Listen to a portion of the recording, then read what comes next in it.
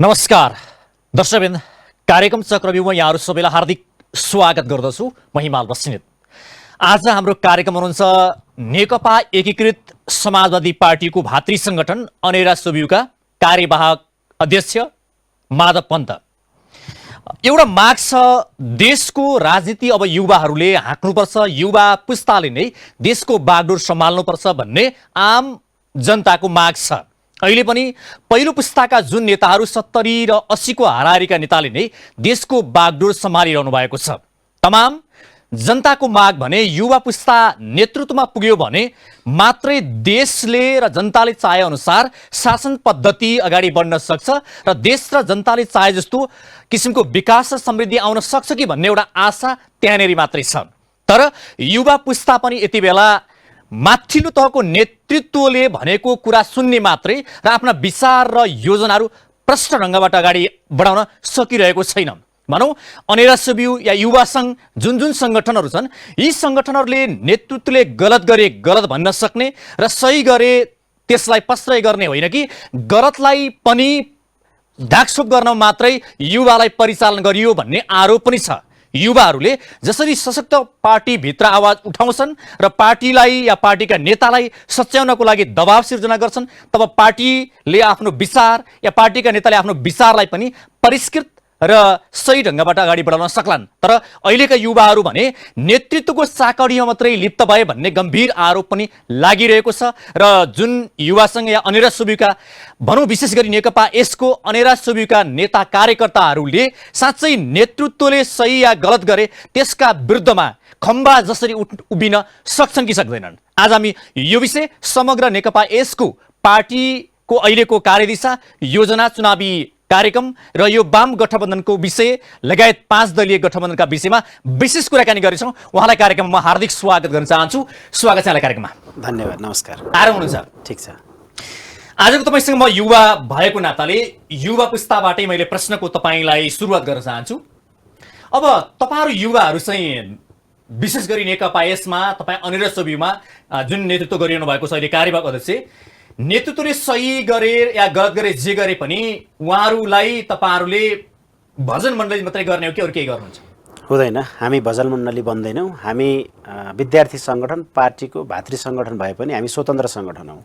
हाम्रो आफ्नो योजना, आफ्नो नीति, आफ्नो नियमहरू छन्, आफ्नो चाहिँ हाम्रो कार्ययोजनाहरू हुन्छ। हामी विद्यार्थी सङ्गठन भएका कारणले विद्यार्थीको अधिकार प्राप्तिका लागि लाग्छौँ र समाजमा आउने विभिन्न खालका अन्यायका विरुद्धमा आवाज उठाउँछौँ। पार्टीले नै गलत गर्दैछ भने त्यसका विरुद्धमा पनि हामी आवाज उठाउँछौँ र हिजोदेखि हामीले आवाज उठाउँदै आएका छौँ। पुस्तालाई एउटा गम्भीर आरोप के छ भने नेतृत्वले अहिले जुन ढङ्गले देशलाई हाकिरहेका छन्, नेतृत्वले सही ढङ्गले देश र जनतालाई हाक्न सकेनन् भनेर यत्रो गम्भीर आरोप लाग्दा तपाईँहरू किन मौन बसेर हेरिरहनुहुन्छ? हामी हाम्रो पार्टीभित्रै हामीले क्वेसन उठाएका छौँ कि अब युवाहरूलाई ठाउँ दिनु पर्यो, युवाहरू नेतृत्वमा आउनु पर्यो। हामी विद्यार्थी नेताहरू छौँ या युवा नेताहरू होला, हामीले आफ्नो पढाइ सकेका छौँ तर हामी राम्रो पोजिसनमा पुग्न सकेका छैनौँ। हामीले नेकपा एकीकृत समाजवादीभित्र पार्टीका नेताहरूलाई भन्यौँ अब केन्द्रीय कमिटीमा युवाहरूको प्रतिनिधित्व हुनुपर्छ र आज हाम्रा साथीहरू हाम्रो पार्टीको केन्द्रीय कमिटीमा पनि युवा साथीहरू हुनुहुन्छ।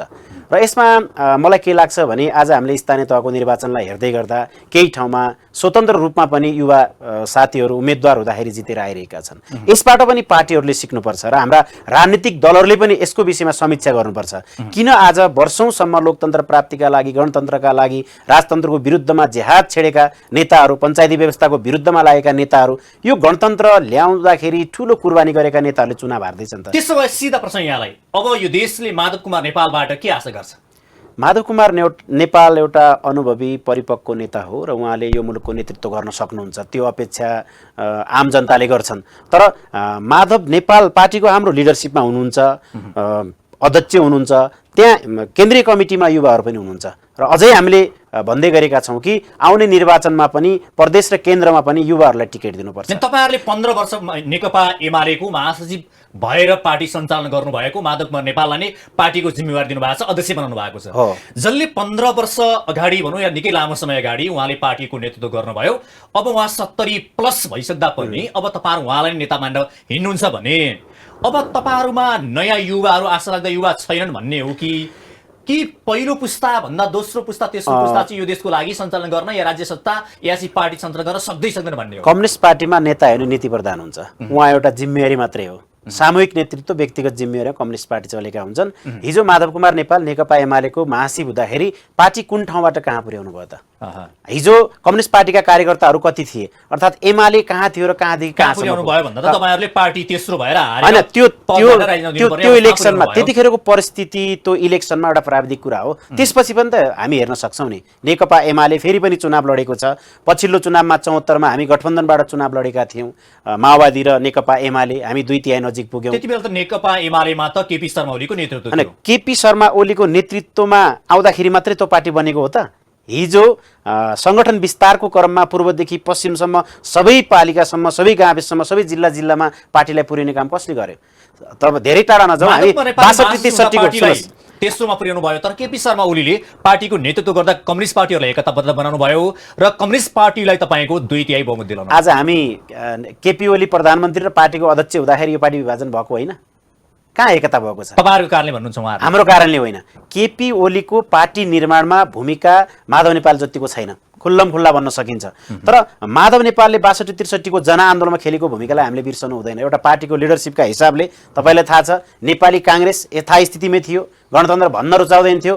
नेकपा माओवादी केन्द्र उग्र वामपन्थ थियो, उसले अझै छलाङ हान्नुपर्छ भन्ने थियो। दुईटै पक्षलाई, नेपाली काङ्ग्रेस र माओवादीलाई सङ्घीय लोकतान्त्रिक गणतन्त्रमा ल्याउने काम त माधव नेपालले गर्नुभयो। अलिकति मैले युवाको कुरा गर्छु अझै पनि। युवाको चाहिँ आवश्यकता कि त्यो बाध्यता हो ताकि नेतृत्वको देवत्वकरण गर्ने?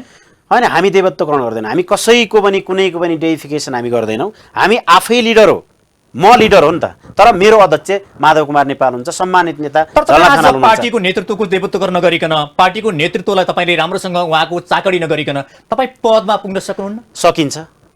हाम्रो महाधिवेशनहरू हुन्छ, महाधिवेशनमा प्रतिनिधिहरूले आफ्नो स्वविवेक प्रयोग गर्छन्, चुनाव जित्छन्। आज तपाईँको हाम्रै पार्टीमा हेर्नु न, आज रामकुमारी झाँक्रीहरू, राजेन्द्र राईहरू, हिजो अनेरा सुब्बीको अध्यक्षको नेतृत्व गरेका युवाहरू पार्टीको पदाधिकारी हुनुहुन्छ। हिजोको भन्दा फरक छ। नेपाली काङ्ग्रेसभित्रै हेर्नु सक्नुहुन्छ, आज विश्व प्रकाशहरू, गगन थापाहरू देवत्वकरण गर्न सक्यो, जसले भजन गाउन सक्यो, उसैलाई मात्रै एउटा लेभलमा पुर्याइन्छ भन्ने यो कहीँ कतै त्यस्तो देखिन्छ। तपाईँले भनेको कुरामा पनि म आंशिक रूपमा म एग्री गर्न चाहन्छु, तर हामी त्यसको त विरुद्धमा छौँ। हामी आफै सक्षम बन्ने हो, आफै लिडरसिप गर्ने हो, पार्टीको विचारमा हिँड्ने हो, व्यक्तिको विचारमा होइन। पार्टीको विचारमा, पार्टीको फिलोसफी, पार्टीको सिद्धान्तमा हामी अगाडि बढ्ने हो। तपाईहरु आज पार्टीका नेताले कुनै गलत काम गर्नुभयो भने यो गलत भयो भनेर खबरदारी गर्न सक्नुहुन्छ? आज पार्टीभित्रै हामी भन्न सक्छौँ। तपाईहरुको खुट्टा काम्ने छन्? कुनै हालतमा काम्दैनन्। ओपनली हामी बोल्न सक्छौँ। हामी सडकमा बोल्छौँ, शैक्षिक संस्थाहरूमा आज पनि हामी गलतका विरुद्ध आवाज उठाइरहेका छौँ। चाहे हाम्रो पार्टीबाट कुनै नियुक्ति खाएका प्रोफेसरहरू होलान्, भिसीहरू होलान्, रजिस्ट्रारहरू होलान्, या हाम्रो पार्टीका नेताबाट नै कुनै कमजोरी हुन्छ भने त्यसको विरुद्ध हामी गर्छौँ। जसले भजन गाउँदैन, जसले चाकडी गर्दैन, त्यसको चाहिँ भविष्य अन्धकार हुन्छ, उसलाई त पाखा लगाइन्छ। जसले नेतृत्वको राम्रो गुणगान गाउँछ र उसले गलत गरे पनि त्यसलाई ढाँसु गर्छ, उसलाई चाहिँ राम्रोसँग चाहिँ नेताहरूले उसलाई तान्दै या चाहिँ काखी चेपेर अगाडि बढ्छन् भन्ने छ। हामी त्यसकै विरुद्धमा छौँ। म मार्क्सवादको विद्यार्थी हो, म भौतिकवादको विद्यार्थी, म द्वन्द्ववादमा विश्वास गर्छु र म क्रिटिकल हुन चाहन्छु। म सहीलाई सही र गलतलाई गलत भन्न सक्दछु। यो मेरो, म आफू त्यो गर्छु र मेरो सङ्गठनमा, हाम्रो सङ्गठनमा आबद्ध रहेका सबै साथीहरूलाई हामी यही स्कुलिङ हुन्छ। हामी पार्टीको नेताको पछि होइन, पार्टीको विचारको पछि लागेको हो नि त। पार्टीको नेता पछि लागिन्थ्यो भने नेकपा एमालेमै रहन्थ्यो, केपी ओलीको पछि लागिन्थ्यो। नेकपा एमालेमा एउटा नेताको पछि लाग्ने, हामी विचारको पछि लाग्ने हो। भाग खोज्न जानु भएको? के को भाग खोज्ने? हामी पार्टी निर्माण, हामी नेपालको कम्युनिस्ट आन्दोलनलाई जोगाउनका लागि लागेको हो। हामी पुष्पलालले बनाएको पार्टीलाई निर्माण गरेर समाजवादमा पुग्ने बाटोमा हामी लागेको हो, पार्टी बिगार्न होइन। कम्युनिस्ट पार्टी कसरी एकताबद्ध भयो त? या जसरी कम्युनिस्ट पार्टी एकताबद्ध हुनुपर्छ भन्ने तपाईँहरूको मान्यता हो, तर तपाईँहरूले पार्टी फुटाएर जानुभयो, अनि कम्युनिस्ट एकताको कुरा कसरी? कम्युनिस्ट पार्टीमा एउटा नेता सर्वसर्वा हुँदैन। कम्युनिस्ट पार्टीमा विचार सिद्धान्त प्रमुख कुरा हुन्छ। अनि एउटा नेतालाई नसक्ने त्यहाँ अरू नेता कस्तो सकिँदैन? हिजो हामीले केशरजङ रायमाझीलाई सच्याउन सकेनौँ, हिजो मार्क्सको पालामा पुर्दो बाकुनिनहरूलाई हामीले सच्याउन सकेनौँ, आज हामीले केपी ओलीलाई सच्याउन सकेनौँ। लाग्दाखेरि पनि एउटा नेतालाई सच्याउन नसक्ने भने पछाडि कति कमजोर हुनुहुन्छ? त्यो भित्रको एउटा लेयर जसले केपी ओलीको भजन मण्डली मात्रै गर्ने नेतालाई देवत्वकरण गर्छ। तपाईँले त्यो क्वेसन एमाले भित्रका कार्यकर्ताहरूलाई भन्न मिल्छ, त्यो पंक्तिलाई हामीले सच्याउन सकेनौँ। तर सच्चा क्रान्तिकारीहरू आज नेकपा एकीकृत समाजवादीमा आएका छन् र फेरि पनि माधव नेपालकै पहलमा, झलनाथ खनालकै पहलमा सम्पूर्ण क्रान्तिकारी कम्युनिस्टहरूको एउटा केन्द्र बन्छ। तपाईँको पार्टी आज जुन ढङ्गबाट अगाडि बढिरहेको छ सरकारमा छ या त तपाईँको पार्टी जसरी सञ्चालन भइरहेको छ यो ठिक तरिकाले सञ्चालन भइरहेको छ, ठिक तरिकाले निर्णयहरू भइरहेका छन्, कार्यक्रमहरू भइरहेका आज हामी गठबन्धनबाट सरकार चलाइरहेका छौँ, निर्वाचनमा पनि गठबन्धनकै हिसाबले हामी चुनावमा गएका छौँ। आफ्नो पार्टीको सबै योजना सिद्धान्त विचारअनुसार काम नहुन सक्ला, हामी क्षणिक केही समयको लागि मात्रै हामीले गठबन्धन गरेका हौँ, न कि नेपाली काङ्ग्रेस र कम्युनिस्ट एकीकृत समाजवादी एउटै विचार बोकेको हामी पार्टीहरू होइनौँ, फरक फरक विचारको पार्टीहरूको गठबन्धन मात्रै हो। तपाईँहरूलाई नि केही भाग आउँछ भनेर बस्ने हो त? होइन, विरोध गरेका छौँ नि। तपाईँ के को भन्नुहुन्छ? कांग्रेस र कांग्रेस बीचको एकता या चाहिँ गठबन्धन यो एकता होइन, यो एलायन्स हो। यो आज मात्रै होइन, हिजो हामीले पुष्पलाल र बीपी कोइरालाको बीचमा पनि एकता पञ्चायतका विरुद्ध लडियो। 46 सालमा गणेशमान सिंह, गिरिजाबाबु, मनमोहन अधिकारी, मदन भण्डारीहरूले एलायन्स गरेर हामी प्रजातन्त्रको लागि लड्यौँ र 62-63 मा कांग्रेस कम्युनिस्टहरू मिलेर नै हामीले व्यवस्था परिवर्तनका लागि लडाइँ लडेको हो। आज मात्रै होइन, तर आज केपी ओलीको गलत प्रवृत्तिका विरुद्ध हामी लडेको हो। हामी आज तपाईँहरूको पार्टीले जसरी सरकारमा मन्त्रीहरूलाई फेरबदल गर्यो या 5 महिना 6 महिनामा पार्टीले सरकारमा मन्त्रीहरू हेरफेर गर्छ, यो ठिक छ? तपाईँहरू यसको विरुद्धमा कहिले आवाज उठाउनुहुन्छ? आज होइन, स्थायित्वको लागि पार्टीले लिएका नीतिहरू कार्यक्रमहरू लागू गर्नका लागि मन्त्री एउटै हुँदाखेरि राम्रो हुन्छ। तपाईँको क्वेसन एकदमै ठिक छ, तर हामी गठबन्धनमा हुँदाखेरि विद्रोहबाट आएको पार्टी हो, हाम्रा नेताहरूको पनि आफ्नो इच्छा आकाङ्क्षा हुन्छ स्वाभाविक रूपमा, त्यसकारण यस्तो भएको हो। हामी मन्त्री पठाउँदाखेरि नै सुरुमा नै कुरा भएको थियो कि 6-6 महिनाको लागि भन्ने पार्टीसित कुराकानी भएको थियो। त्यो तपाईँलाई सुरुमा जोडे नि, यो 6-6 महिनामा तपाईँहरूले फिर्ता ल्याउने भन्ने कुरा त तपाईँहरूले उहाँहरूलाई भाग पुर्याउने भनेर गरेको हो नि त, सिधा कुरा त होइन त? यो राष्ट्रको लागि, मुलुकको लागि हेर्दाखेरि बेठिक कुरा हो। 6 महिनाको लागि मन्त्री हुँदैमा धेरै मन्त्रीको लागि ठिक होला, जसले तर पनि मलाई के लाग्छ भने देश र जनताको लागि त ठिक। मलाई के लाग्छ भने कुनै मन्त्री जान्छ, कुनै मन्त्री आउँछ, यो ठुलो कुरा होइन। तर त्यो मन्त्रालयमा रहँदाखेरि सिटिङ मिनिस्टरले गरेका, क्याबिनेटले गरेका अर्थात् मन्त्रालयले गरेका निर्णयहरू अर्को मन्त्री आउँदाखेरि पनि लागू गर्नुपर्छ। तर एउटा धारले के भन्छ भने आज हरेक क्षेत्रमा राजनीति, विद्यालयमा राजनीति, कलेजमा राजनीति, हरेक सङ्गठनमा राजनीति, यो राजनीतिले गर्दाखेरि हरेक क्षेत्रलाई चाहिँ लथालिङ्ग पार्यो। तपाईँहरू जसरी अहिले एउटा पढ्ने विद्यार्थीलाई राजनीतिमा घुसाउनुहुन्छ, तपाईँहरू यसले गर्दा गलत किसिमको संस्कार बसाल्यो भन्ने लाग्छ कि लाग्दैन? हिमालजी, राजनीतिभन्दा टाढा कोही पनि बस्न सक्दैन। मानिस ह्युमन आफै पोलिटिकल एनिमल हो, एरिस्टोटलले यही भनेका छन्। सबै ठाउँमा राजनीति छ, तर राजनीतिको प्रभाव कतिसम्म रहने भन्ने कुरा हो। शैक्षिक संस्थामा राजनीति गर्नु हुँदैन, त्यो एकाडेमिक ठाउँ हो। त्रिभुवन विश्वविद्यालय लगायतका जति विश्वविद्यालयहरू छन्, तपाईँहरूको आज त्रिभुवन विश्वविद्यालय अन्तर्गतका विद्यालय अनेक ठाउँमा तपाईँहरूको सङ्गठन छन् कि छैन? म त्यही कुरा जोड्दैछु। त्रिभुवन विश्वविद्यालय लगायतका विश्वविद्यालयमा हाम्रा सङ्गठनहरू छन्, हाम्रा सङ्गठन हुनु आवश्यक पनि छ। र अझै गम्भीर कुरा त विद्यार्थीहरूलाई राजनीतिमा प्रवेश गराउनु त्यसो होइन। यदि त्यहाँ विद्यार्थी सङ्गठन भएन भने अझै आज हामीले स्वतन्त्र विद्यार्थीहरूको निर्वाचन गर्न सकेका छैनौँ। 65 सालदेखि चुनाव भएको छैन। यदि त्यहाँ विद्यार्थी सङ्गठन छैन भने त्यहाँको प्रशासनले दादागिरी गर्छ, त्यहाँका विद्यार्थीहरू आफ्नो अधिकारबाट वञ्चित हुन्छन्, समयमा पढाइ हुँदैन, टिचरले राम्रो पढाउँदैन, तपाईँहरू त्यहाँ गएर डिल पनि पाठ्यक्रम राम्रो बन्दैन, गम्भीर आरोप लाग्ने गर्छन्। हामी कुनै डिल गर्दैनौँ, त्यो हामीले गरेका छैनौँ, अनिरा सुबीले गरेको छैन। हामी डिल गर्छौँ साँचो मानेमा राम्रो पढाइ होस्, स्वच्छ शैक्षिक वातावरण बनोस्। यो कलेजमा तपाईँहरूको सङ्गठन विस्तार गर्ने या त्यहाँ तपाईँको राजनीति गर्ने भनेको चाहिँ एउटा त्यहाँ तपाईँले आफ्नो पार्टीलाई विस्तार गर्नको लागि, अर्को चाहिँ तपाईँहरू त्यहाँ अलिकति कलेजहरूसँग डिल गरेर केही लिन चाहनुहुन्छ भन्ने पनि हामी सङ्गठन स्थापित गर्ने कुरा, सङ्गठन बनाउने कुरा, विद्यार्थी समुदायको अधिकारको बारेमा औकालत पैरवी गर्नका लागि हामी सङ्गठन निर्माण गर्छौँ। आज हेर्नुहोस्, तपाईँ एउटा चाहिँ अनिरा सुबीको कार्यवाहक अध्यक्ष हुनुहुन्छ, एउटा महत्त्वपूर्ण जिम्मेवारी हुनुहुन्छ। देशमा मूल्य वृद्धि आकाशिएको छ, पेट्रोलियम पदार्थको मूल्य त्यही अनुसार छ होइन? यावत किसिमको अर्थतन्त्र हेर्नुहोस्, देश लगभग 19 खर्ब हाराहारीमा एउटा घाटामा जान लागि, मतलब एउटा चाहिँ त्यो सार्वजनिक ऋण भइसक्यो। यो यावत समस्याका बिचमा तपाईँहरू चाहिँ चुप्प लाएर बस्नुहुन्छ? हामी किन पहिले पनि तपाईँ इतिहास पनि हेर्न सक्नुहुन्छ र आजभोलि पनि हामी जनजीविकाको सवालमा, महँगी, विभिन्न खालका भ्रष्टाचार, समाजमा आउने अपराधको विरुद्धमा बोल्ने सङ्गठन नै अनिरा सुबी हो। हामी कहिले पनि चुपचाप लागेर बसेका छैनौँ। तपाईँलाई थाहा छ, हरेक पटक पेट्रोलियम पदार्थ मात्रै होइन, अन्य पदार्थमा महँगी बढ्दा हामी जहिले पनि हामी सडकमा उत्रेकै छौँ र आवाज बुलन्द गरेकै छौँ। यद्यपि त्यसका बावजुद पनि जति विरोध गर्दा पनि कहिलेकाहीँ परिस्थिति तपाईँले भर्खरै मात्रै देख्नुभयो, पेट्रोलियम पदार्थको हाम्रै आन्दोलनले गर्दाखेरि मूल्य घटेको छ, फेरि बढाउँछ होला, फेरि हामी आन्दोलन चाहिँ गर्छौँ। तर पेट्रोलियम पदार्थको मूल्य मात्रै नभएर समाजमा हुँदै गरेका हरेक खालका हत्या, हिंसा, अपराधहरूको विरुद्धमा हामी बोलेका छौँ। अनिरा सुब्यू राष्ट्रियताको पहरेदार पनि हो, अनिरा सुब्यू जनजीविकाको पक्षमा पनि आवाज बुलन्द गर्छ। अनिरा सुब्यू शैक्षिक आन्दोलनको नेता भएका कारण हाम्रो मुख्य एजेन्डा चाहिँ शैक्षिक परिवर्तन नै हो र हामी शैक्षिक परिवर्तन मार्फत समाजमा रूपान्तरण चाहन्छौँ र हामीले चाहने भनेको समाजवाद हो, समाजवादी शिक्षा। त्यसका लागि हामी पहिले जसरी पेट्रोलियम पदार्थको मूल्य हेर्नुहोस् कसरी आकाशियो, 100 रुपियाँ हारानी पुग्यो 20 रुपियाँ घट्यो होइन। अब तर तपाईँहरूले चाहिँ यति धेरै आकाशिएको छ, यसको विषयमा तपाईँहरू अहिले चुपचाप हामी बस्नु भएको छ, चुपचाप लागेका होइन? छैनौँ। हामीले राज्यलाई दबाब दिएका छौँ। अस्ति मात्रै हामीले प्रोटेस्ट नै गऱ्यौँ, सडकमा आएर आन्दोलन गऱ्यौँ, ज्ञापन पत्र नै बुझायौँ।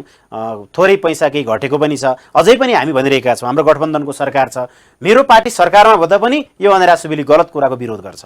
हामी त्यो चेत राख्छौँ। त्यसकारण त्यो युवाहरू जब सडकमा निक्लिन्छन् कुनै गलत प्रवृत्तिको विरुद्धमा, त्यो गलत प्रवृत्ति र कार्यका विरुद्धमा युवा सडकमा आइरहँदाखेरि युवाहरूलाई चाहिँ त्यो आन्दोलनलाई निरुत्साहित गर्नको लागि कुनै त्यस्तो किसिमको प्रलोभन देखाएर गरिन्छ भन्ने पनि हुन्छ। तपाईँहरू त्यसरी त त्यो गरिएन कदापि भन्ने प्रश्न हुँदैन, गर्दा के त्यो हुन्छ? कदापि हुँदैन। हामीले त्यो गर्दैनौँ, अनेरा सुवेदीले त्यो गर्दैन। त्यो गर्ने भनेको त्यो मोलमलाई गर्ने भनेको त्यो विद्यार्थीको सङ्गठन होइन, त्यो एउटा ग्याङ हो, त्यो अपराधिक ग्रुप हुन्छ। तपाईँको पार्टीले जति बेला एमसीसी पारित हुने बेला थियो नि त्यति बेला गर्यो नि त, तपाईँहरू सडकमा उतार्यो, उसले एमसीसी पारित गर्ने भूमिका म आफै खेल्यो। एमसीसीको विरुद्धमा कञ्चनपुरका सडकहरूमा म भाषण गरिरहेको थिएँ, एमसीसी विरुद्धमा बोलिरहेको थिएँ। र मैले भनेको त्यो उदाहरण तपाईँहरूलाई प्रकाश पार्नको लागि भने मैले, तर त्यसमा कुनै मोलमलाई छैन। पार्टीले तपाईँ युवा आज पनि एउटा तपाईँहरूलाई आज पनि माथि चढ्ने सिडी त बनाइरहेको होइन, छैन। आज पनि सत्ता गठबन्धनले व्याख्यात्मक टिप्पणीका नाममा जसरी एमसीसीलाई पास गरेको छ, आज पनि म अनेरा सुवेदीको कार्यवाहक अध्यक्षको हैसियतले म त्यसमा डिफर राख्छु। त्यो गलत थियो। फेरि एसपीपी आउन खोजिरहेको छ, त्यो गलत छ। हामीले अस्ति नै विज्ञप्ति निकालेर अनेरा सुवेदीले खुल्लम-खुल्ला भनेका छौँ, मिडियामा गएका छौँ कि एसपीपी एमसीसी यी सबै आइपीएसको अङ्ग हुन्। कुनै पनि सैन्य रणनीतिमा नेपाल सामेल हुनु हुँदैन। नेपाल असंलग्न परराष्ट्र नीति मान्छ। होइन, तपाईँलाई एमसीसीको कुरा जोड्दाखेरि पनि जुन तपाईँहरूले आन्दोलन गर्नुभयो, तपाईँ स्वयं आन्दोलनमा हुनुहुन्थ्यो, यति धेरै विरोध गर्नुभयो, तर नेतृत्वले जब चाहिँ पास गर्नको लागि सहमति जनायो नि तपाईँहरू चुपचाप लागेर आफ्नो दुलामा पस्नुभयो। होइन, आफ्नो दुलामा त हामी आन्दोलनमै थियौँ, आफ्नो दुलामा थिएनौँ। तर व्याख्यात्मक टिप्पणी मार्फत त्यसको सहमति खोज्ने काम पार्टीले जुन गर्यो, त्यसबाट आन्दोलन कमजोर भयो। तर पनि मैले त्यसमा सहमति जनाएको होइन। आज पनि अनेरा सुवेदीले त्यसमा सहमति जनाएको होइन। पार्टीले एग्रिमेन्ट गरे पनि हामीले विरोधै गरिरहेका छौँ। सडकमा आएन होला, सडकमा आएन होला, त्यसमा असहमत निर्णय गरिन्। तपाईँहरू आफ्ना थन्कामा जानुभयो, त्योभन्दा भोलिपल्टबाट तपाईँहरू आन्दोलन कहाँ गर्नुभयो, कहाँ विरोध गर्नुभयो? त्यो त आन्दोलन त्यसपछि व्याख्यात्मक टिप्पणीबाट त्यो पास हुने स्थिति आइसकेपछि हामीले आन्दोलन गऱ्यौँ। तर हाम्रो पार्टीमा हाम्रो विचारलाई हामी दर्ज गऱ्यौँ। यो कालान्तरमा यो गलत चिज छ, यो राष्ट्रका लागि भोलि हामी पस्ताउनेछौँ। तपाईँका पार्टीका नेताहरूले साँचो रूपमा भन्दाखेरि तपाईँहरूका विचारको सुनवाई, तपाईँहरूका चाहिँ एजेन्डाहरूको सुनवाई गर्छ र आज? हाम्रो पार्टीले हाम्रो विचार विद्यार्थीका एजेन्डामाथि सुनवाई नगरे पनि हाम्रो आन्दोलन रोकिँदैन। मुख्य कुरा हाम्रो राज्यसितको लडाइँ हो। त्यही त पार्टीका नेताले तपाईँहरूलाई हेर्ने दृष्टिकोण भनेको चाहिँ मैले अहिले पनि भने तपाईँहरूलाई चाहिँ एउटा भर्याङ बनाइयो के तपाईँहरूमाथि टेकेर यसमा पार्टीका नेताहरू आज हरेक पार्टीमा हिजो विद्यार्थी ब्याकग्राउन्डबाट विद्यार्थीको लिडरसिप गरेर आएका नेताहरू छन्, धेरै कुरा बुझ्छन् जस्तो लाग्छ। तर हाम्रो विद्यार्थी आन्दोलन, हाम्रो लडाइँ जहिले पनि विद्यार्थी आन्दोलन, दबाव र जागरणको आन्दोलन र हामीले राज्यलाई घचाउने काम नै हो। सुधार ल्याउनु भयो तपाईहरुले। आज पनि जुन जुन समस्याहरू अब चाहन्छन् यो मैले यसमा नजाउँ धेरै, तपाईहरु आन्दोलन गर्नुहुन्छ, तर तपाईहरु आफ्नो संगठनलाई केही परिष्कृत गर्नको लागि मात्रै। फेरि संगठनलाई परिष्कृत होइन, विद्यार्थीले अधिकार प्राप्तिका लागि हरेक लडाइँ लड्छ, त्यसमा हाम्रो साथ सहयोग गर्छ। त्यसको गरेको के छ र पछिल्लो समयमा? अब यसमा धेरै चिज नै छ। हामीले भने जस्तो अहिले जति अगाडि हामी बढ्न सक्नु पर्थ्यो त्यो सकेका छैनौँ। तर हिजो पढ्न नपाउने ठाउँमा आज भाइ बहिनीहरूले पढ्न पाइरहेका छन्। हिजो बोल्न नपाउने ठाउँमा आज बोल्न सकिरहेका छन्। हिजो मौलिक अधिकार, त्यो लोकतन्त्रको भयो नि। त्यो लोकतन्त्र प्राप्तिको आन्दोलनमा विद्यार्थी आन्दोलनको महत्त्वपूर्ण भूमिका छ। आज हामीले हाम्रो संविधानमा शिक्षालाई मौलिक अधिकारको रूपमा ग्यारेन्टी गरेका छौँ। त्यो कसले गरेको? विद्यार्थी आन्दोलनको विद्यालयमा तपाईँहरूले संगठन विस्तार गर्नुहुन्छ, विद्यार्थीको पढाइ तपाईँहरूले डिस्टर्ब गर्नुहुन्छ, त्यसको नाममा तपाईँहरूले विद्यार्थीलाई दिएको के छ त? हामी विद्यार्थीलाई विद्यार्थी आन्दोलनको बारेमा र विद्यार्थीको अधिकारको बारेमा सुसूचित गर्ने हो। तपाईँहरूको अधिकार यी हुन् है। र अप्ठ्यारोमा परेका, भर्खरै मात्रै मलाई एउटा विद्यार्थीको फोन आएको थियो, जो विद्यार्थी अप्ठ्यारोमा परेका थिए ती विद्यार्थीको एडभोकेसी हामीले गर्ने हो। एउटा विद्यार्थी ब्याचलरमा, मास्टर्समा या +2मा पढ्दाखेरि धेरै कुरा बुझेको हुँदैन, त्यहाँको प्रशासनले चर्को मूल्य लिइरहेको हुन्छ। त्यसको विरुद्धमा आवाज अनेरा सुवेदीले उठाउँछ, विद्यार्थी आन्दोलनले उठाउँछ। तर आज एउटा नयाँ पार्टी खोलेको छ, त्यो पार्टीले नेताले भन्दै हुनुहुन्थ्यो कुनै पनि संगठन हामी निषेध गर्छौँ या कुनै पनि त्यहाँ पदाधिकारी रहँदैन भन्ने उहाँहरूले भन्नुभएको थियो। त्यस्तै आज तपाईहरुको पार्टीभित्र पनि कुनै संगठन या भनौँ भातृ संगठन विहीन एउटा पार्टीको मात्रै परिकल्पना गर्न सकिन्छ? त्यो सम्भव छैन। त्यो सम्भव छैन। विद्यार्थी भागको लागि होइन नि। म अनेरा सुवेदीको कार्यवाहक अध्यक्ष छु। मैले के लिइरहेको छु र राज्यबाट? म देशैभरि रहेका प्रगतिशील जनवादी देशभक्त विद्यार्थीहरूलाई एक ठाउँमा ल्याइरहेको छु। एउटा विषयवस्तु आफ्नो अधिकारको पैरवी गर्ने कुरा पनि हो विद्यार्थीको, अर्को कुरा लिडरसिपको डेभलपमेन्ट पनि हो नि त। हामी विद्यार्थी आन्दोलनको नेतृत्व गर्दै गर्दा भोलि यो मुलुकको नेतृत्व गर्ने ठाउँमा पनि त हामी पुग्छौँ नि।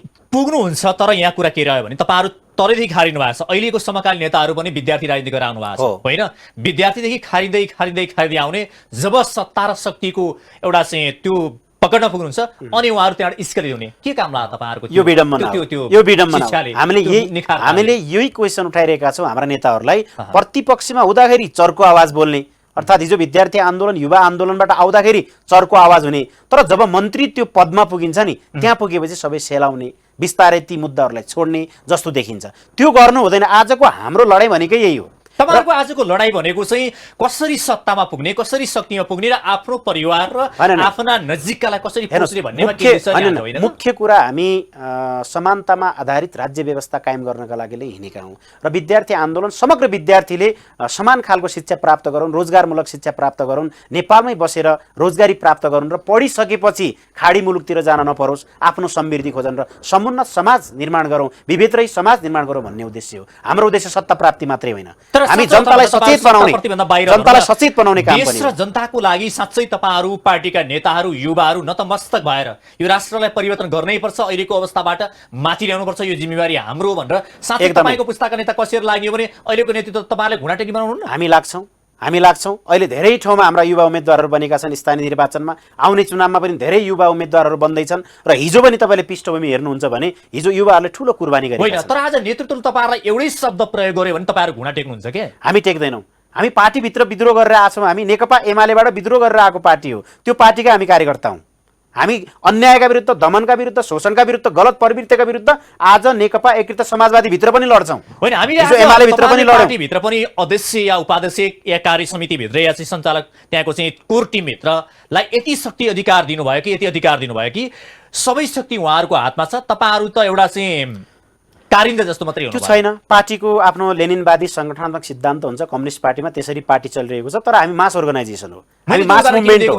हामीलाई पार्टीको अंकुश लागु हुँदैन। एउटा व्यक्तिलाई तपाईहरुले भन्नुभयो, तपाईको भनाइमा तपाईहरुले उहाँका प्रवृत्ति, उहाँहरुका चाहिँ कार्यशैलीलाई सुधार्न सक्नु भएन, सच्याइदिन सक्नु भएन, या त्यसै तपाईहरुले उहाँलाई सुधार्न सक्नु भएन भनिसकेपछि व्यक्तिलाई सर्वै बनाउने तपाईहरु नि वास्तवमा। त्यो ठाउँमा केपी ओली मात्रै होइन, केपी ओली प्रवृत्ति हावी भयो।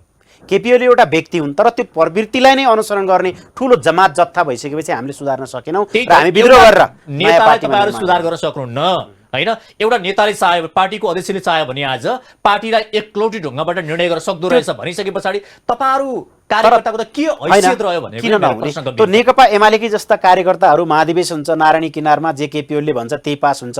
त्यो पार्टी कम्युनिस्ट पार्टी रहेन, लोकतान्त्रिक पार्टी रहेन। यद्यपि जति दावा गरे पनि क्षणिक रूपमा केही चुनाव जित्लान्, कार्यकर्ता बढी छन् भन्ने आडम्बर होला, तर कम्युनिस्ट पार्टी त्यो कम्युनिस्ट पार्टी हुन सक्दैन। कम्युनिस्ट पार्टी बन्नका लागि विचार मुख्य कुरा हुन्छ। हामी विचारबाट गाइडेड हुने हो नि। मार्क्सवाद, लेनिनवाद, जनताको बौद्धले जनवाद भन्ने, जनताको बौद्धले जनवाद जसरी मदन भण्डारीको बारेमा धेरै कुराहरू मदन भण्डारीका रचनाहरूलाई उहाँहरूले मान्ने गर्नुहुन्छ, बोल्ने गर्नुहुन्छ। मदन भण्डारीले भनेको जबजको 14 विशेषता मध्ये पहिलो विशेषतामा संविधानको सर्वोच्चता छ, तर उहाँले दुई पटक केपी ओलीले संसदलाई विघटन गर्नुभयो। तपाईहरु विधिको शासन तपाईहरुले मान्नुहुन्छ, जनताको बौद्धले जनवाद मान्ने तपाईहरु पनि हो, मार्क्सवाद लेनिन मान्ने तपाईहरु मान्नुहुन्छ। तर तपाईहरु पनि कांग्रेस जो आफ्नो चाहिँ एउटा चाहिँ धारको राजनीति गर्छ, कांग्रेससँग गठबन्धन गर्नुहुन्छ तपाईहरु हो। 6 महिनामा मन्त्री फेरबदल गर्नुहुन्छ तपाईहरु। हामी कम्युनिस्ट पार्टीका कार्यकर्ता मार्क्सवाद लेनिनमा मान्छौं, ठिक कुरा हो, तर कांग्रेस र नेकपा एकीकृत समाजवादी या माओवादी एउटै पार्टी होइन। हामी आज मुलुकमा खतरा आयो, यो संविधान नबस्ने स्थिति आयो, यो व्यवस्था नै कोल्याप्स हुने स्थिति आयो, संविधान दुई पटक विघटन भएको छ। लोकतन्त्र जोगाउन, संविधान जोगाउन कांग्रेससित हाम्रो गठबन्धन भएको हो, पार्टीको एकता भएको होइन। पार्टी एकता फेरि पनि बरु केपी ओली सच्चिन्छन् भने नेकपा एमालेसितै हुन सक्छ, तर कांग्रेससित पार्टी एकता हुँदैन। कांग्रेससित केही समयका लागि गठबन्धन मात्रै भएको हो। हामी विचारमा मार्क्सवादी हौं। केही गलत प्रवृत्तिहरू हावी भए फेरि पनि नेकपा एमाले सच्चिएर आउँछ, केपी ओली सच्चिन्छन् भने हाम्रा पार्टी नेताहरूले भन्दै हुनुहुन्छ पार्टी एकता हुन सक्छ। केही ठाउँमा एमालेसित पनि आज गठबन्धन बनेको छ। मान्यता दिएको छैन नेकपा एमाले, आज तपाईको पार्टीलाई पार्टी नै होइन भन्छ। नेकपा एमाले को हो? हामीलाई पार्टीको चाहिँ एकता गर्ने आधार के छ र? नेकपा एमाले निर्वाचन आयोग हो। नेकपा एमाले हामीलाई पार्टीले आधिकारिकता दिने हो। हामी चुनाव लडेका छौं। नेकपा एमाले नजितेको ठाउँ महानगरमा हामीले पोखरामा जितेका छौं।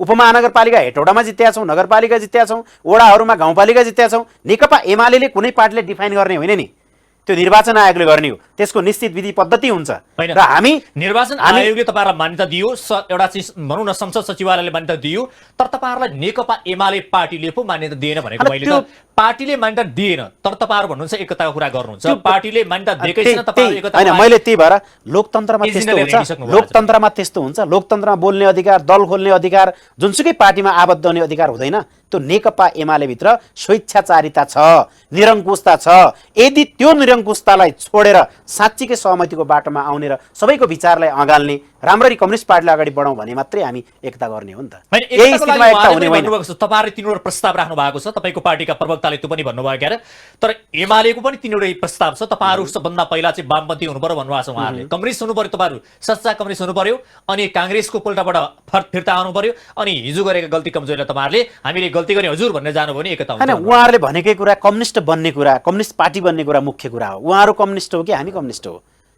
उहाँहरू कसरी कम्युनिस्ट हो? एउटा कम्युनिस्ट पार्टीले लोकतन्त्रमा विश्वास गर्छ, गणतन्त्रमा विश्वास गर्छ, संविधानको सर्वोच्चतालाई मान्छ, जसले दुई पटक संसद विघटन गरेको छ। पार्टीभित्र चुनाव हुँदैन, लोकतन्त्रका नाममा टीका लगाइन्छ नारायणी नदी किनारमा, त्यो कम्युनिस्ट पार्टी हुन्छ? जसले मार्क्सवाद छोडिसकेको छ, नीति प्रधान हुन्छ कम्युनिस्ट पार्टीमा, नेता प्रधान हुन्छ। केपी ओलीलाई बा भन्ने प्रचलन छ। विधान अधिवेशन महाधिवेशन नै गर्नुभयो, विधि र विधान सिद्धान्त र पद्धतिको बारेमा छलफल र बहस त्यो एउटा नाटक मात्रै थियो, नाटक मञ्चन थियो त्यो विधान सम्मेलन जुन उहाँहरूले गर्नुभयो ललितपुरमा। त्यहाँ कुनै केही फरक छैन, जे नेताले जे केपी ओली भन्छन् त्यही लेखिएको छ, त्यहाँ कुनै कसैको विचार विमर्श भएको छैन। तपाईँहरू त आफ्नो सरकार, आफ्नो पार्टीको सरकार, आफ्ना चाहिँ सिद्धान्त र विचार मिल्ने नेता या हिजोको नेकपाकै सरकार छँदा खाँदा तपाईँहरू सानो पदीय भागभण्डा नमिलेर पदीसम्म गएर चाहिँ हामी यो म सम्पूर्ण श्रोताहरूलाई पनि भन्न चाहन्छौँ, नेकपा एकीकृत समाजवादी नेकपा एमालेबाट विद्रोह गरेर आज यो ठाउँमा आइपुग्नको लागि हामीले पदलाई हेरेर हामी यो ठाउँमा आइपुगेका छैनौँ। पदको बार्गेनिङ होइन, हामी विचारको कुरा हो। कम्युनिस्ट पार्टीलाई जोगाउँ, हामी थोरै हुँला केही फरक पर्दैन। आज पदकै लागि तपाईँहरू लडिरहनु भएको छ, तपाईँका मन्त्री पद नपाए आज सरकार या चाहिँ पार्टी छोडेर जाने अवस्थामा हुनुहुन्छ। अनि यो गठबन्धनको सरकार यो त बेठिक कुरा हो नि त। हामीले त मैले त मेरै मन्त्रीहरूको विरोध गरिरहेको छु त, यो त गलत प्रवृत्ति हो, यस्तो गर्नु हुँदैन। कम्युनिस्ट पार्टीका नेताले सिद्धान्त के छ? कम्युनिस्ट पार्टीमा सामूहिक निर्णय हुन्छ, फेरि पनि व्यक्ति ठुलो कुरा होइन। पार्टीले गरेको निर्णय एउटा मन्त्रीले मान्नुपर्ने हुन्छ। यो कम्युनिस्ट पार्टी हो, व्यक्तिगत पार्टी होइन नि त यो। जबकि तपाईँको पार्टीले निर्णय गर्यो तर उहाँहरूले भेट्न जानुभयो प्रचण्ड र शेरबहादुर देउवालाई। होइन जानुभयो, तर त्यो विषयमा फेरि केही बजेट आएको थियो, त्यसमा विषयगत मन्त्रीले आफ्नो केही जवाब दिनुपर्ने कारणले पनि उहाँहरूले त्यो कुरा भन्नुभएको थियो र फाइनल्ली त पार्टीको निर्णय त मान्नुभयो नि त मन्त्रीहरूले। नयाँ मन्त्रीहरू जानुभएको छ अहिले। अब हामी निर्वाचनको सम्मुखमा छौँ, गठबन्धनलाई कसरी लैजाने भन्ने विषयमा छलफल गरिएको छ हैन। देश एउटा निर्वाचनको मुखमै छ। यो यति बेलाको समयमा तपाईँहरू मन्त्री हेरफेर गर्नुहुन्छ हैन। यो मन्त्री हेरफेरको तपाईँलाई सिधा प्रश्न गर्दा दायाँ बायाँ नघुमाइकन नचपाइकन भन्दाखेरि चाहिँ सरकारमा तपाईँहरूका मन्त्री नयाँ पठाउनु भनेको चाहिँ पार्टीलाई जोगाउन फुटबाट एउटा चाहिँ जो हिजो तपाईँहरू एग्रिमेन्ट गरेर या लिखित या मौखिक रूपमा सहमति गरेर ल्याउनु भएको थियो, मन्त्री दिन्छु यहाँ बस भनेर, त्यो कारण गर्नको लागि मात्रै हो, सिधा होइन। मलाई लाग्छ हाम्रा नेताहरू मन्त्री प्राप्त गर्नको लागि मात्रै यो पार्टीमा लागेका छैनन्। यो पार्टी कम्युनिस्ट पार्टी हो, नेकपा एमालेबाट त्यो नेकपा एमाले कम्युनिस्ट पार्टी नभएका कारण हाम्रो पार्टीमा आउनु भएको, मन्त्रीका लागि होइन। यद्यपि यहाँ त्यस्तो देखिन्छ मन्त्री फेरिदा पार्टी कम्युनिस्ट पार्टी एकदम सच्चा कम्युनिस्ट हो भने भीम रावल, घनश्याम भुसाल, योगेश भट्टराईहरू अहिले एमालेमै हुनुहुन्छ हेर्नुहोस्। तर एमाले उहाँहरूको भूमिका त्यहाँ गएर किन बस्छ? आज घनश्याम भुसाल, भीम रावलहरूको एमालेमा के ओपोजिसन? उहाँले भनेको कुरा त्यहाँ भइरहेछ, उहाँहरूका एजेन्डाहरू पास भइरहेछन्। हामी फेरि पनि नेकपा एमाले भित्र रहेका भीम रावल, घनश्याम भुसालहरूलाई अनुरोध गर्न चाहन्छौँ, यदि तपाईँहरू कम्युनिस्ट पार्टीलाई जोगाउने हो, कम्युनिस्ट विचारलाई अगाडि बढाउने हो भने आउनुहोस्, नेकपा एकीकृत समाजवादी पार्टीलाई अगाडि लगाउँ, तपाईँहरू नेतृत्व गर्नुहोस्, हामी तपाईँहरूको कार्यकर्ता हुन्छौँ। उहाँले भनिसक्नुभयो माधव नेपालले नयाँ पार्टी बनाएर या चाहिँ एमाले फुटाएर गम्भीर गल्ती गर्नुभयो, त्यो मेट्दै नमेटिने एउटा गम्भीर कम्युनिस्ट आन्दोलनमा एउटा कालो धब्बा लाग्ने यसको इतिहासले समीक्षा हुन्छ। केपी ओलीले पार्टीलाई व्यक्तिगत गुट बनाउने, पार्टीलाई व्यक्तिको स्वेच्छाचारितामा लाने, त्यो कुरा ठिक थियो त? माधव नेपालले विद्रोह गर्नुभयो, त्यसो हुँदैन। होइन, कम्युनिस्ट घरमा पार्टीमा झगडा स्वतन्त्रता हुन्छ, घरमा कम्युनिस्ट पार्टीमा सहमति, सामेल असहमति नेतृत्व हुन हुन्छ। सक्छन्, तर घरभित्रै बसेर छलफल गर्ने, बहस गर्ने, त्यो सम्भवै परामर्श भएन। गरेर किन त्यो सकिएन धेरै त? लामो समय गरियो त, त्यो सम्भवै भएन। हामीले त यिनै माधव उहाँहरू नेपालले सक्ने, नेकपा उहाँहरू त्यही माओवादी बसेर सङ्घर्ष गर्न सक्ने, तपाईहरु नसक्ने अनि हुन्छ? माओवादी केन्द्रलाई समेत ल्याएर कम्युनिस्टहरूको एउटा केन्द्र बनाइएको हो नि त, नेकपा बनाइएको नेपाल कम्युनिस्ट पार्टी। तर त्यो धेरै लामो समय टिक्न सकेन। पदको लागि माधव नेपाल होइन, केपी ओली र प्रचण्डको बिचमा के सहमति भएको थियो? आधा आधा प्राइम मिनिस्टर हुने। तर खै त त्यो लागू भयो त? भएन नि। त्यसबाट माओवादी अलग भयो, हुँदा एमाले भित्र पनि कन्ट्राडिक्सन आयो। अहिलेका समकालीन नेताहरू, कम्युनिस्ट नेताहरू भन्नुहोस् या प्रचण्ड, माधव नेपाल, झलनाथ खनाल या केपी शर्मा ओली, जो अहिले कम्युनिस्ट पार्टी नेतृत्व गरिरहनुभएका समकालीन नेताहरू, शीर्ष नेताहरूबाट जो टेस्टेड भइसक्नुभयो, जसले सरकार सञ्चालन गरिसक्नुभयो र पनि देशको जनताको हालत जहाँको त्यहीँ छ, यी नेताहरूबाट देश र जनताको लागि अब के हुन्छ भने तपाईँलाई विश्वास लाग्छ? देश र जनताको स्थिति जुन ठाउँमा हिजो थियो त्यही ठाउँमा छैन, परिवर्तन भएको थियो। तर अब तपाईँले भनेको कुरामा म सहमत चाहिँ केमा छु भने, यो जेनेरेसन जसले हिजो प्रजातन्त्र प्राप्तिका लागि लडे, भूमिगत जेल जीवन बिताए, उनीहरूले आफ्नो उमेरमा या आफ्नो जीवनमा धेरै प्राप्ति गर्नुभयो, मन्त्री हुनुभयो, प्रधानमन्त्री हुनुभयो, पार्टीको अध्यक्ष हुनुभयो। त्यसपछिको जेनेरेसन जसले 46 सालमा प्रजातन्त्रका लागि लड्यो, जन्मसङ्ग्रहमा लड्यो, तिनीहरू पनि केही मान्छेहरू मन्त्री भइसके। तर अब भनेको 62-63 पछिको जेनेरेसनले नै नेतृत्वमा आउने, लिडरसिप गर्ने कुरा देखिन्छ। त्यसका लागि युवाहरूले पनि युवाका नाममा पोजिसन मात्रै खोज्ने होइन, पद मात्रै खोज्ने होइन, आफूलाई क्यापेबल बनाउनु पर्यो नि त। आज संसारमा तपाईँले फिनल्यान्डमा हेर्नुहुन्छ भने सान्ना म्यारिन त्यहाँको प्राइम मिनिस्टर प्रमुख हुनुहुन्छ, उहाँको क्याबिनेटमा युवाहरू हुनुहुन्छ। एउटा 18 वर्षको ग्रेटाले पर्यावरणीय क्लाइमेट चेन्जको विरुद्धमा त्यत्रो आन्दोलन गरेर त्यहाँको सरकार नै परिवर्तन गरिन्, स्विडेनको भनेको हलचल मच्चाइन् भने हामी नसक्ने? आज महानगरमा बालेन एकजना युवाले स्वतन्त्रबाट चुनाव लड्नु भएको छ भने हाम्रा पार्टीहरूले पनि युवाहरूलाई अब अगाडि सार्नुपर्छ, युवाहरूलाई नेतृत्व दिनुपर्छ। तपाईँले भनेको कुरामा सहमत छु र हाम्रो पार्टीभित्र यो बहस चलिरहेको छ। अब मैले सिधा प्रश्न गरेँ, जो अहिले सत्ता र सरकारको सञ्चालन गर्नुभएको छ, पार्टीको नेतृत्व गर्नुभएको छ, उहाँहरू, मैले भनेकै भाषा अघि प्रयोग गर्दाखेरि उहाँहरू टेस्टेड र उहाँ अझ धेरै साथीहरू या चाहिँ धेरै विशेषज्ञले भनेअनुसार फेलियर पनि भन्नुहुन्छ भइसकेको नेताहरूलाई नै तपाईँहरू नेता मानेर हिँड्ने हो भने अब जनता र देशको लागि सबैभन्दा घात तपाईँहरूबाट छ नि? हामी हाम्रा नेताहरू जसले आज हामी यो ठाउँमा आएर यो बहस गर्ने ठाउँमा पुगेका छौँ, तिनै नेताहरूका कारण भएको हो नि त। हिजो उनीहरूले राजतन्त्रका विरुद्ध, पञ्चायत व्यवस्थाका विरुद्ध, राणा शासनका विरुद्ध लडेर न आज हामी गणतन्त्रमा पुगेका छौँ। तपाईँले धन्यवाद दिनुहोस् न त्यसको लागि। तपाईँहरूले यो प्राप्ति गरिदिनु भयो, तपाईँलाई धन्यवाद छ। अब राष्ट्रलाई समृद्धि र विकास गर्न तपाईँहरू असचेत हुनुभयो, हामी नेतृत्व गर्छौँ, तपाईँहरू सल्लाहकार हुनुहोस् भन्न सक्नुहुन्छ? हामी सक्छौँ। हामी, मलाई लाग्छ हाम्रो पार्टीभित्र नै होला। त्यसो भन्नुभयो त तपाईँको पार्टीबाट तपाईँलाई निष्कासित हुन सक्छ? हुँदैन, त्यो हुँदैन। किन हुँदैन भन्दा हाम्रा नेताहरूले पनि त बुझ्नु भएको छ र केही नेताहरूले भन्नु भएको छ कारबाही हुँदैन। अब हामीले गर्ने कुरा, योगदान गर्ने कुरा मुलुकको लागि हामीले गरिसक्यो। हामी पार्टीको कुनै पोजिसनमा भए पनि अब विभिन्न ठाउँमा पार्टीका तहगत कमिटीमा र भोलि चुनाव लड्ने विषयमा युवाहरूलाई प्रोत्साहन गर्छौँ, युवाहरूलाई अगाडि बढाउँछौँ। हाम्रो पार्टीमा छलफल चलिरहेको छ। अब फेरि पनि तपाईँहरूले यही नेतृत्वलाई, अहिलेकै सरकार या सत्तामा चलाइरहेका नेताहरूलाई नै उहाँहरू टेस्टेड भइसक्नुभयो, उहाँहरूबाट देश र जनताले अब ठुलो त्यत्रो अपेक्षा पनि गरेको छैन र उहाँहरूलाई नि तपाईँहरू नेता लिएर हिँड्नु भयो भने चाहिँ तपाईँहरूलाई गद्दार भन्नु पर्यो होइन त? होइन, त्यसो किन भन्ने? नेताहरू तपाईँ त्यो असफललाई लिएर हिँड्नु नि तपाईँहरू। उमेरले होइन, एजेन्डाले, उसको विचारले, उसको कार्यशैलीले फरक हुन्छ नि त। उमेरले थोरै थोरै फरक पर्ला, तर तपाईँ त्यसो भने जसले चाहिँ मलेसिया बनाए महावर माथुरले के भन्नुहुन्छ त? उहाँ त त्यत्रो 78 वर्षको उमेरमा त्यस्तो बुढेसकालमा पनि त्यो पार्टीलाई, के अरे, त्यो देशलाई त्यहाँसम्म पुर्याउनु भएको होइन। हाम्रो देशका नेता के, होइन हाम्रा देशका नेता जस्तो छन् आज? हाम्रो देशको नेताको पनि कन्ट्रिब्युसन त छ नि त, त्यसै नेता भएका छन् त। आफ्नो जिन्दगी हिजोदेखि नै, भूमिगत कालदेखि नै सारा जीवनका शौकहरू सबै चिज छोडेर आउनुभयो नि त। यो मुलुक परिवर्तनकै लागि आउनुभयो, समानताको खोजीमै आउनुभयो, समृद्ध नेपाल बनाउनै आउनुभयो नि त। अहिले अपमान गर्न मिल्दैन। तर तपाईँले भनेकै कुरा हामी ससम्मान, अब तपाईँ धेरै मुभ गर्न सक्नुहुन्न। अब युवाहरूले पार्टी दिनु पर्यो, के अरे, राज्य सत्तामा पनि युवाहरूलाई ठाउँ दिनु पर्यो। युवा जोस जागरका साथ अब यो मुलुक परिवर्तन गर्न एउटा त्यो अर्को विषयवस्तु मलाई के पनि लाग्छ भने अपडेटका हिसाबले पनि समय सापेक्ष नेतृत्व चाहिन्छ। आज प्रविधि मैत्री संसार छ। आज हामी एउटा विश्वलाई कोठामा बसेर हेर्न सक्छौँ, तर त्यो सबै कुरा युवाले गर्न सक्छ। युवा अपडेट हुन्छ।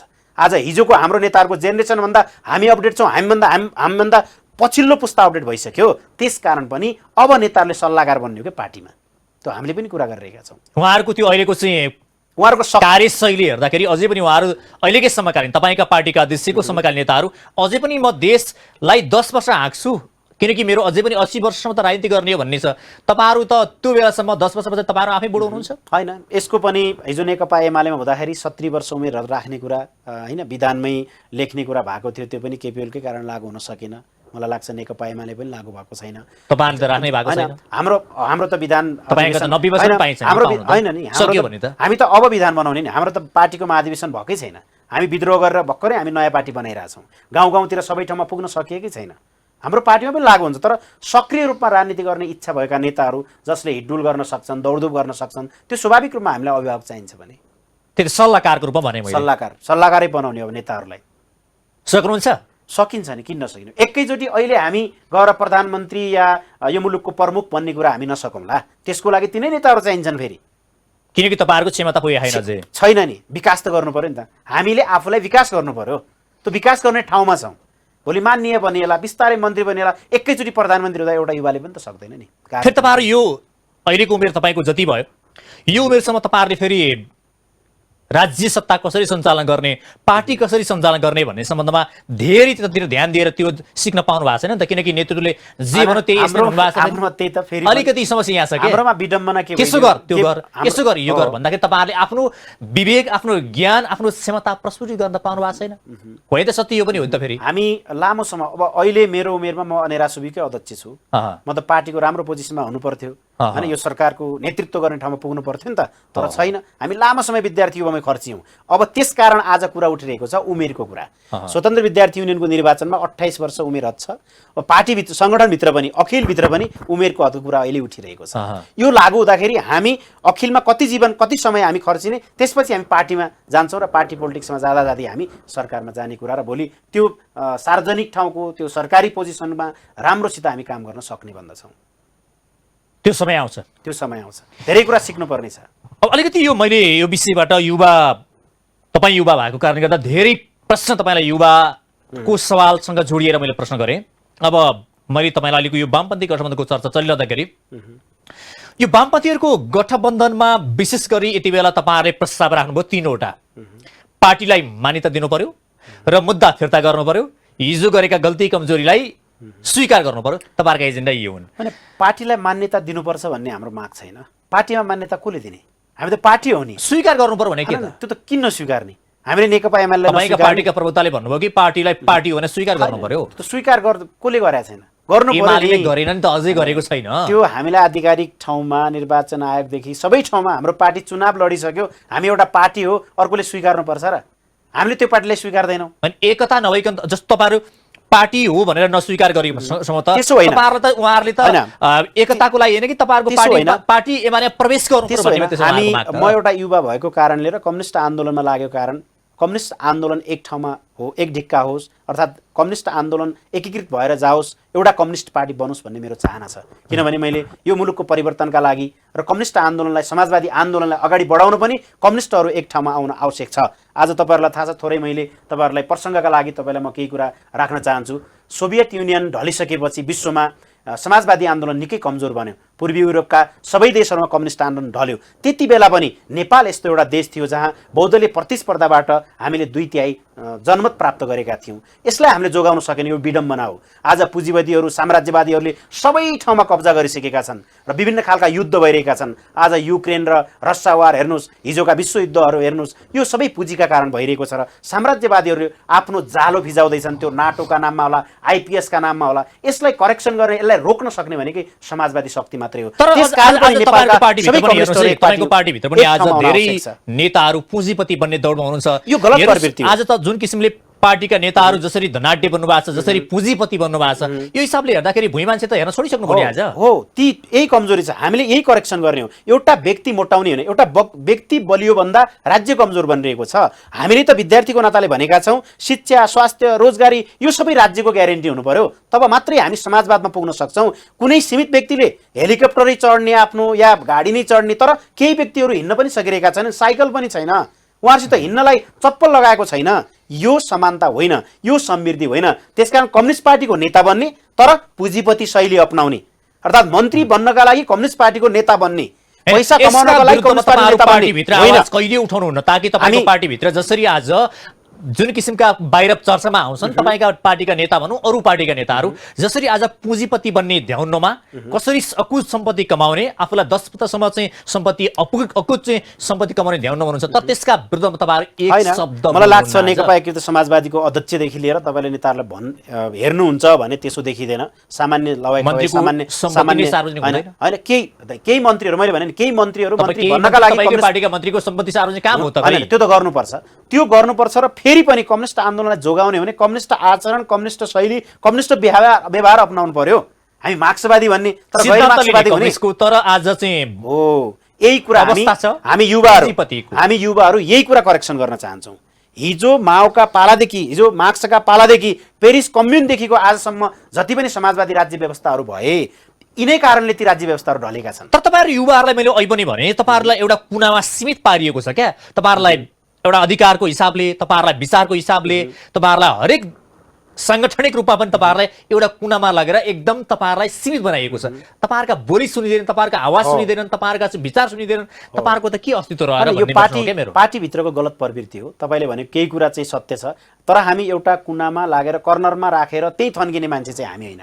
युवाहरूले त बोल्न सक्नु पर्यो नि। आज मैले मेरो पार्टी अध्यक्षले केही गलत कुराहरू गर्छ युवालाई छेक्छ युवाको विचारलाई रोक्छ त्यसका विरुद्धमा बोल्न सक्नुपर्छ क्या। तब हामी क्रिटिकल बन्न सक्छौँ हामी द्वन्द्ववादी बन्न सक्छौँ।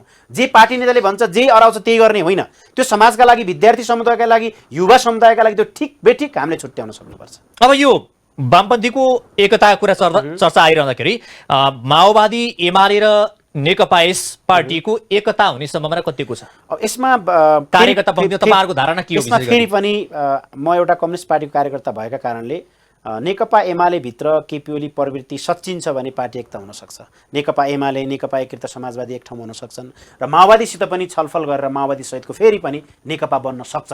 तर आज नबन्ला कुनै दिनमा गएर नेकपा बन्छ नेपाल कम्युनिस्ट पार्टी बन्छ। यी सबै साना ठुला दर्जनमा रहेका आज दर्जनौं कम्युनिस्ट पार्टी एक ठाउँमा चाहिँ हुन आउँछ। किनकि तपाईँहरू स्थानीय तहको निर्वाचन पछाडि जुन मत परिणाम सार्वजनिक भयो जुन तपाईँहरूले मत ल्याउनु भयो यसबाट तपाईँहरूका मासी गरिसके अनि यो विचारको कुरा हुन्छ। आज नेपाली कङ्ग्रेससित यद्यपि हामी गठबन्धनमा छौँ तर नेपाली कङ्ग्रेसको फिलोसोफी हामी कम्युनिस्ट पार्टीको लागि त्यो मान्यता हुँदैन नि। यो त केही न केही कार्ययोजना बनाएर सीमित यो चाहिँ चुनावसम्मका लागि नै यो गठबन्धन बनेको छ। त्यसमा यो बीचमा चाहिँ तपाईँहरूले जे जस किसिमको पार्टीभित्र भाँडबैलो गर्नुभयो नयाँ पार्टी बनाउनु भयो यो चाहिँ के सीमित सत्ता र शक्तिको लागि रहेछ भन्ने त किनकि फेरि एकता गर्न चाहनुहुन्छ तपाईँ? हैन एकता त गर्नै पर्छ। एकता नगरी त हामी नेपाललाई समृद्ध नेपाल बनाउनै सक्दैनौँ। नेपालमा समाजवाद ल्याउनै सक्दैनौँ। केही समयपछि भाग नपाएकाहरूलाई भाग दिउँ पद नपाएकाहरूलाई पद दिउँ यो प्राविधिक कुरा हो। आन्दोलन गर्दै जाँदा कतिले पद पाउँछौँ कति सरकारमा मन्त्री बन्छन् कति नेता बन्छन् यो प्राविधिक कुरा हो। तर मुख्य कुरा कम्युनिस्ट पार्टीलाई जोगाउने कि नजगाउने कम्युनिस्ट पार्टीको विचार बोक्ने कि नबोक्ने भन्ने कुरा मुख्य हो नि त। अनि कम्युनिस्ट पार्टी जोगाउनको लागि जसले कम्युनिस्ट पार्टी नेकपा एमालेमा अहिले एमालेलाई नै हाँकिरहनु भएको छ हिजो तपाईँहरूलाई साथ दिनुभएको तपाईँको पार्टीका नेतालाई साथ दिनुभएका नेताहरू एमालेमै रहनुभयो एमालेलाई सुधार्नुपर्छ यसैलाई सच्याउनुपर्छ भनिरहँदाखेरि तपाईँहरू फेरि पार्टी फुटाएर हिँड्नुभयो काङ्ग्रेससँग गठबन्धन गर्नुभयो यावत तपाईँहरूले यो गर्नुभयो। हामीले पार्टी फुटाएनौँ पार्टीभित्र विद्रोह भयो र यो विद्रोहले गर्दा अब एमाले करेक्सन हुन्छ। यो विद्रोहले हामीले एउटा चुनावको नतिजा स्थानीय तहको निर्वाचनको नतिजा प्राप्त गर्यौं। केपी ओलीले 70% नेकपा एमाले जित्छ भन्ने ठाउँमा 27% पनि जितेका छैन। अब नेकपा एमाले पनि लाइनमा आउँछ। नेकपा एकीकृत समाजवादीले स्वाभाविक र नयाँ पार्टी हामीले के ठाउँमा जितेका छौं। दुईटै पार्टी लाइनमा आइसक्नु भयो। एमाले पनि लाइनमा आयो तपाईहरु पनि लाइनमा आउनु। माओवादी पनि आउनुपर्छ मेरो तर्क छ। किनभने चुनावले जुन मत तपाईहरुलाई दियो यसबाट पनि तपाईहरु एउटा किसिमको नयाँ ज्ञान चाहिँ लिनुभयो होइन त? किनकि यो पार्टी हैन पार्टी विभाजन पार्टी विद्रोहमा केपी ओलीलाई त्यस्तो खालको पोजिसनमा र आज पनि म देख्छु केपी ओलीलाई भगवानै मानेर हिँड्छन् अर्थात् केपी ओलीको अगाडि चुइक्क पनि बोल्न सक्दैनन्। त्यो कम्युनिस्ट पार्टीको कार्यकर्ता हुन सक्दैन। हामीले देखेका छौं आज कम्युनिस्ट आन्दोलनलाई कसरी इन्टरनेसनली नै अगाडि बढाउन सकिन्छ भनेर हामी युवाहरू लागेका छौं। हामी अध्ययन अनुसन्धानमा लागेका छौं। पार्टीलाई सुझाव दिइरहेका छौं। ल्याटिन अमेरिका जस्तो ठाउँमा आज अस्ति मात्रै कोलम्बियामा त्यहाँको वामपन्थी नेताले जितेको छ। चिलीमा 35 वर्षको ग्याब्रियल बोरिक राष्ट्रपति चुनिएको छ। निकारागुवामा धेरै ठाउँमा आज कम्युनिस्ट नेताहरू जितिरहेका छन्। तर नेपालमा हामीले कम्युनिस्ट पार्टीका नेताहरूले जितेको त्यो 2/3 नजिकको जनमतलाई हामीले जोगाउन सकेनौं। तर आज यसमा सबैले समीक्षा गर्नुपर्छ। तपाईको पार्टी सरकारमा छ। सरकार सञ्चालन हेर्नुस्। यो मैले सुरुमा जोडेँ मूल्य वृद्धि हेर्नुस् होइन आर्थिक अवस्था हेर्नुहोस्, यावत जनताको जीवनस्तर हेर्नुहोस्, सारा कुरा डमाडोल छ। तपाईँहरूको पार्टी साँच्चै देश र जनताको लागि नै काम गर्न गएको भएदेखि आजको यो अभिगत हुन्थ्यो र तपाईँहरूका पार्टीका नेता त मन्त्री बन्नको लागि मात्रै जानुभएको छ भन्ने गम्भीर प्रश्न छ यहाँ। सैद्धान्तिक वैचारिक हिसाबले फिलोसोफीका हिसाबले हेर्नुहुन्छ भने यी जति पनि सङ्कटहरू आइरहेका छन् यी पुँजीवादका कारणले हो र हाम्रा नेताहरूले विवेक पुर्याएनन्। तपाईका पार्टीका नेताहरूले विवेक पुर्याएर सरकारमा गएर यो पुँजीपतिले जे किसिमका चाहिँ हतकण्डा अपनाइरहेका छन् यसलाई ध्वस्त बनाउन सक्नुहुन्छ सक्नुहुन्न? हो यही पुँजीपतिले नै बनाइदिएको मन्त्री पनि यही समस्या हो। तपाईँले जे भन्नुहुन्छ यही समस्या, मन्त्री मात्रै होइन, यो पार्टी विभाजन कसरी भयो, हामीले किन पार्टीबाट विद्रोह गर्न बाध्य भयौँ, एमालेमा कसको प्रभाव पर्यो, एमाले कम्युनिस्ट पार्टी रह्यो कि रहेन, इतिहासले समीक्षा गर्ला हामी कहाँ छौँ, कुन ठाउँमा छौँ, किन पार्टीभित्र विद्रोह भयो। तर पुँजीपतिहरू खास गरेर साम्राज्यवादीहरूले यो गर्न खोजिरहेको छ। नेपालको कम्युनिस्ट आन्दोलनलाई टुटफुट विभाजन काम गरेको छ। नेपालको सरकार, मन्त्रीहरू, सरकारका सबै अङ्गहरू पुँजीपतिहरूले सञ्चालन गरिएका छन् ताकि त्यो भित्र जकडिएर बसेका छन्, चाहेर पनि काम गर्न सक्दैनन्। पटक पटक तपाईँले एमसिसी आयो, पास भयो, फेरि एसपिपी आइराखेको छ, आइपिएस आइरहेको छ, यो के हो त? हरेक क्षेत्रमा आज पुँजीवाद हाबी छ, हरेक क्षेत्रमा कर्पोरेटहरूले जालो बिछाइरहेका छन्। नेपालको कृषि क्षेत्र हेर्नुहोस् आज। त्यसो भए यसो भनौँ त, सरकार पनि तपाईँ माओवादी पार्टी, कम्युनिस्ट पार्टी, नेकपा एकीकृत समाजवादी पार्टी, कम्युनिस्ट पार्टीका नेताहरू आज सरकारमा हुनुहुन्छ। कम्युनिस्ट पार्टी भनेको त सर्वहारा वर्गको चाहिँ नेतृत्व गर्छ, श्रमिकको नेतृत्व गर्छ, मजदुरको नेतृत्व गर्छ। तर आज तिनै पार्टीका नेताहरू, मन्त्रीहरू नै पुँजीपति भइसक्नु भयो। यही विषयमा आजको आवश्यकता भनेको यही विषयमा समीक्षा गर्ने हो। कम्युनिस्ट आन्दोलन आज पुँजीपतिको टाङमुनि चिर्दैछ। यो कुराको विचार त हाम्रो पार्टीले पनि गर्नु पर्यो, अरू पार्टीले गर्नु पर्यो नि त। हामी सरकारमा छौँ तर सरकारले जनमुखी काम गरेको छैन। म एउटा सत्ता गठबन्धन दलको कार्यकर्ता हो। नभनौँ, तपाईँका पार्टीका मन्त्री जतिजना हुनुभयो, 4 जनाले जसरी 6 महिना या 8 महिना काम गर्नुभयो, उहाँहरूले तपाईँले सम्झन लायक कुनै काम गर्नु? हाम्रा गर्नुभयो, मन्त्रीहरूले गर्नुभएको छ, केही राम्रा काम पनि गर्नुभएको छ, सबै गर्न सक्नु भएन। प्रवृत्तिमा जाउँ, एउटा पर्टिकुलर व्यक्ति एउटा मन्त्रीमा भन्दा पनि अहिलेको राज्य व्यवस्थामा हामीले यो सरकारले आजको मितिमा जनताका मागहरू पुरा गरेको छ त? जनता किसान तपाईँका पार्टीका 4 जना मन्त्रीले सिधा भन्दाखेरि जसरी भनौँ तपाईँहरू भिन्न गर्छौँ भन्नुहुन्छ, कम्युनिस्ट पार्टीका नेताहरू अलि भिन्न हुन्छन्, अलि परिष्कृत हुन्छन्, जनताप्रति उत्तरदायी हुन्छन् भन्नुहुन्छ तपाईँहरू। तर तपाईँहरूले भने जस्तो 4 जना मन्त्रीले जति समय 8 महिना काम गर्नुभयो, औँलामा गन्न सक्ने गरी नेकपा यसका मन्त्री छुट्टै हुन्, छुट्टै गरे भनेर भन्ने कुनै आधार छ? हाम्रो पार्टीभित्र पनि स्कुलिङको अभाव हो नि त। हामीले मन्त्री पठाउँदाखेरि पार्टीको नीति नियम, पार्टीको एजेन्डा अर्थात् पार्टीको विचारअनुसार चलाउने हो नि। जब हामी पार्टीको विचारअनुसार सरकारलाई चलाउन सक्छौँ तब त्यो राज्य सत्ता चाइना जस्तो, क्युबा जस्तो बन्छ, समाजवादी बन्छ। तर पार्टीको विचार एकातिर हुन्छ, एकजना व्यक्ति आफ्नो विचार लागू गर्न खोज्छ, त्यहाँ त्यो समाजवादी। त्यहाँ चाहिँ यसो भयो हो ताकि नेताले जसलाई मन्त्री छनौट गर्ने अधिकार दिएको छ उहाँले गुजीबाट त्यसो पनि उठाएर हैन मन्त्री, त्यो त नेताले मन्त्री पठाइसके पछाडि मन्त्रीले त्यो अनुसार काम गरिदिनु पर्यो नि त। मन्त्री जो तपाईँ एउटा क्षमता र योग्यताका हिसाबले, आफ्नो अनुभवको हिसाबले जसलाई तपाईँहरू स्वास्थ्य मन्त्री बन्नको लागि पठाउनुहुन्छ, जसलाई तपाईँहरू के अरे कृषि मन्त्री बन्नको लागि पठाउनुहुन्छ, यही त विडम्बना छ त। हाम्रो कम्युनिस्ट आन्दोलनभित्र के ज्ञानै छैन, त्यस्तो व्यक्तिलाई पठाएर तपाईँहरू अपेक्षा गर्न सक्नुहुन्छ? हो, यही कुरा हामी पार्टीलाई गरिरहेका छौँ कि कुन मन्त्री बनाउने, कसको विशेषता कुन मन्त्रालयमा हो, विशेषज्ञता हुन्छ नि, त्यो व्यक्तिलाई त्यो मन्त्रालय दिनु पर्यो। यो कुरा त हामीले पार्टीभित्र आज पनि गरिरहेका छौँ, हिजो पनि गरिरहेका थियौँ। त्यस्तो असक्षम जो मन्त्री कसलाई बनाउने, कसरी पार्टी चलाउने भन्ने बारेमा निर्णय गर्न सक्दैन, जान्दैन, त्यो विवेक पुर्याउँदैन, त्यसलाई नेता मान्न किन हिँड्नु? आज हामी अप्ठ्यारो अवस्थामा छौँ।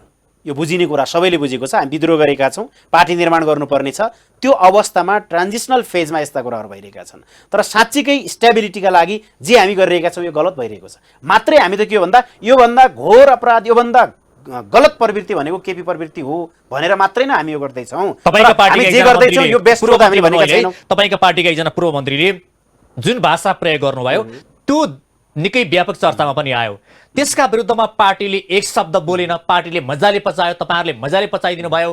कस्तो आनन्द छ। हामीले मजाले पचाएका छैनौँ र पार्टीले पनि मजाले पचाएको छैन। ती मन्त्रीहरू फिर्ता पनि भइसके, त्यो तपाईँले थाहा पाइसक्नु भएको छ होइन। यो विषयमा पार्टी गम्भीरै छ, पार्टीले त्यसमा खुसी मनाएको छैन। गलत कुरालाई त हामी विरोध गर्छौँ। हाम्रा मन्त्रीले गरेका कतिपय गलत कुराको त हामीले खुलेरै विरोध गऱ्यौँ त। मन्त्रीले आफ्नो पार्टीले बोलाइसकेपछि फिर्ता हुनुपर्छ। फेरि तपाईँहरूलाई डर पनि छ नि त, फेरि सानो पार्टी जति सांसद हुनुहुन्छ फेरि उहाँहरू चाहिँ तपाईँहरूले कुनै कारबाहीको दण्ड चलाउने बित्तिकै त्यो घर छोडेर भाग्ने सम्भावना पनि छ। त्यसले गर्दा तपाईँहरू थरथर भएर बस्नुपर्ने हुन्छ। थरथर त भएको छैन, तर त्यो एउटा अप्ठ्यारो चाहिँ हो। अहिलेको अवस्थामा जोगाउनु पार्टीले पर्ने कारबाहीको पनि छ। डन्डा चलाउने बित्तिकै उहाँहरू घर छोडेर भाग्नुहुन्छ अनि तपाईँहरूको पार्टी फेरि अल्पमत पर्ला या चाहिँ सरकार अल्पमत पर्ला विभिन्न कारणहरू छन्। हाम्रो पार्टीलाई तपाईँले पहिला गरेका क्वेसनहरू पार्टी नै नमान्ने, कारबाही गर्ने, खारेज गर्ने, अदालतमा केस गर्ने विभिन्न तिगडमहरू त भइरहेका छन् नि। हामीले त त्यसबाट पनि जोगिएर अगाडि बढ्नुपर्ने छ। यो सरकार तपाईँले दुईटा शब्द भन्दाखेरि यस नुको क्वेसनमा तपाईँलाई प्रश्न गर्दाखेरि सरकार सफल कि असफल? सरकार सफल नै हो, असफल भन्न मिल्दैन, तर पूर्ण सफल पनि हो। किनकि तपाईँको पार्टी सरकारमा छ। होइन, मेरो पार्टी मात्रै भएर होइन, मेरो हिजो केपी ओलीले व्यवस्था नै मास्न खोजेका थिए, कम्तीमा यो गठबन्धनको सरकारले व्यवस्था त मास्न खोजेको छैन। यो सरकार सफल भन्ने तपाईँसँग आधार के हुन् भनेको? होइन, आज जनताले तपाईँ साँच्चै सुन्नुहोस्, तपाईँ सफल भयो सरकार भनेर महसुस गरेको होइन, सफलको मापदण्ड के मान्ने हामी? होइन, तपाईँले भन्नुभयो त्यसका प्यारामिटरहरू केलाई मान्ने? सफल असफल भन्ने कुरा यहाँ म भन्छु केही कुराहरू। अहिले मैले सुरुवाली भने धेरै पटक भने मूल्य वृद्धि हेर्नुहोस्, महँगी हेर्नुहोस्, जनताले किसानले मल मागेका छन्, मल छैन आज होइन। पेट्रोलियम पदार्थको मूल्य आकाशी र कहाँबाट कहाँ पुगेको छ होइन, कालो बजारी बढेर गएको छ। यो विषय मैले पहिला नै सारा कुरा हेर्दाखेरि यसको पारो नापेर हेर्नुहोस् न एकपटक। होइन, यो विषयमा मैले पहिला पनि सबै कुराहरू तपाईँको बिचमा मैले राखि नै सकेँ कि अब मैले सरकारको पक्षबाट बोल्नुपर्ने जस्तो अवस्था आइरहेको छ। म त पहिला नै भने म विद्यार्थीको नेता हो, म प्रतिपक्षी नै हुन्छु। सरकारको विरुद्धमा म आन्दोलन गरिरहेको छु नि त।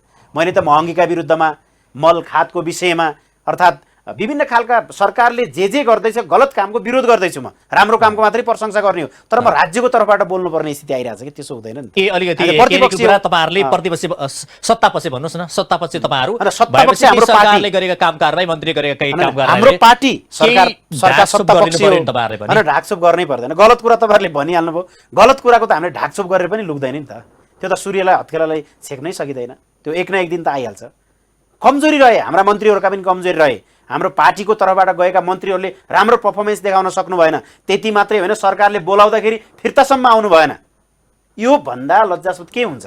अब यो 5 दलीय गठबन्धन सरकारमा छ, यो निरन्तर अगाडि बढ्छ या तपाईँहरू यसलाई टुक्र्याएर या यसबाट तपाईँहरू बाहिर निक्लेर अब वामपन्थीहरूको एकताको लागि के गर्नुहुन्छ? यसमा तपाईँले भनेको वामपन्थीहरूको एकताको विषयमा फेरि पनि म जोड दिन चाहन्छु।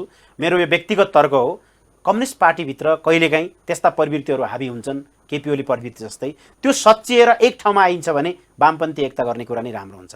यद्यपि त्यो हुँदैन भने पनि यो चुनावमा यही गठबन्धनलाई निरन्तर अगाडि बढाइन्छ, तर गठबन्धनका नाममा फेरि पनि नेकपा एकीकृत समाजवादीलाई प्रयोग मात्रै गर्ने, तर उसलाई सम्मानजनक सीट दिँदैन। माओवादी र कांग्रेसले राम्रोसँग प्रयोग गरे, अब प्रयोग भइदैन। नेकपा एस अब प्रयोग हुँदैन। सम्मानजनक सिट प्राप्त भयो, हामी निर्वाचनमा जान्छौँ, गठबन्धनबाट नै जान्छौँ। यदि त्यो भएन भने बरु हामी सिङ्गल चुनाव लड्छौँ, जति सिट जितिन्छ अस्तित्वका लागि हामी लडाइँ लड्छौँ। तर गठबन्धनका नाममा अपमान अब हामी सहदैनौँ। समानताका आधारमा, सम्मानका आधारमा स्थानीय तहले जुन तपाईँहरूलाई ठाउँ पुर्यायो, तपाईँहरूको हैसियत त्यही हो भन्छन्। स्थानीय तहमा हामीले जति प्राप्त गरेका छौँ, विभिन्न कारणले गर्दाखेरि, खास गरेर गठबन्धनमा मतदाता शिक्षाको अभावका कारणले पनि केही ठाउँ हामीले गुमाउनु पुगेका छौँ। अझै राम्रो परिणाम आउँथ्यो। यद्यपि यही पनि ठिक छ।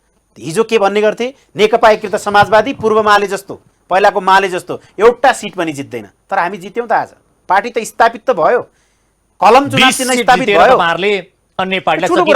हामी नयाँ पार्टी हो नि, त्यति धेरै ठुलो कुरा हो। नयाँ पार्टी हो, हामीले जित्यौँ। शून्य हुन्छ भनेको पार्टीले विशेष यसपछिको चुनावमा हामी बढी जित्छौँ, सङ्गठन विस्तार गर्छौँ। हामी सङ्गठन विस्तार गर्न सकेकै थिएनौँ, समय नै कम थियो। तर यही बिचमा पनि जनताहरूले नेकपा एकीकृत समाजवादीलाई माया गरे। हामीले 9 लाख जति मत प्राप्त गरेका छौँ, ठुलो कुरा हो। हस्, कार्यक्रम आइदिनु यहाँलाई धेरै धन्यवाद। हाम्रा कुराहरू, हाम्रा विचारहरू जनताको बिचमा पुर्याउने प्रयास गरिदिनु भयो, त्यसका लागि धेरै धेरै धन्यवाद। आज हाम्रो कार्यक्रम हुनुहुन्थ्यो नेकपा एकीकृत समाजवादी पार्टीको भातृ संगठन अनेरा सुब्युका कार्यवाहक अध्यक्ष माधव पन्त। कार्यक्रमको निर्धारित समय सकिएको छ, मलाई पनि बिदा दिनुहोस्। नमस्ते।